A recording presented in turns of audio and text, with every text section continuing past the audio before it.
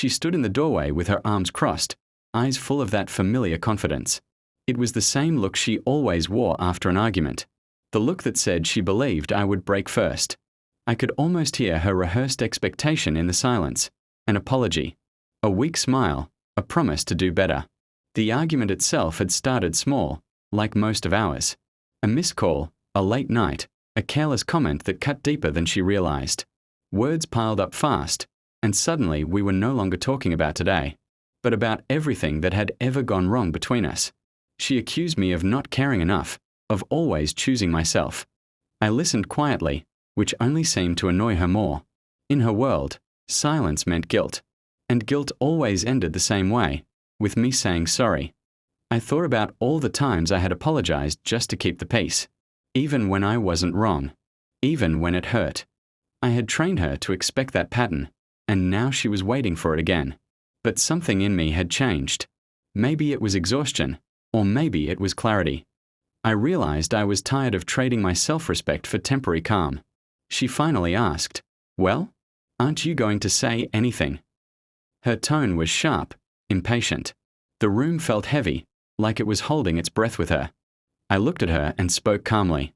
I told her I wasn't going to apologize this time. Not because I wanted to fight, but because I finally understood my own worth. Her expression shifted from confidence to confusion.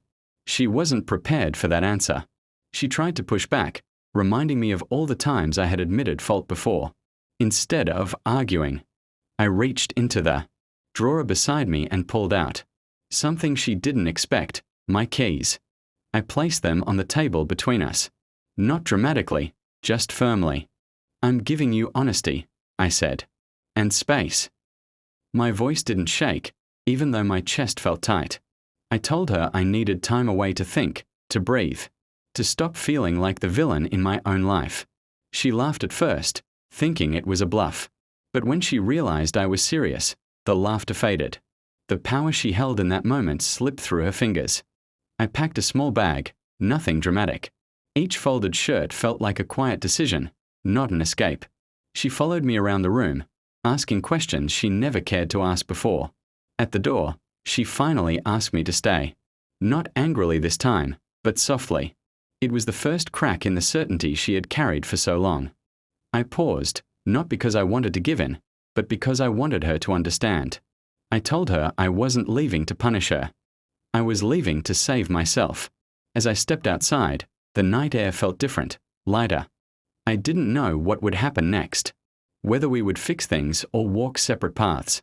But for the first time, I felt in control of my own story. She thought I would give her an apology. Instead, I gave her something far more unexpected, the truth, and the courage to finally choose myself.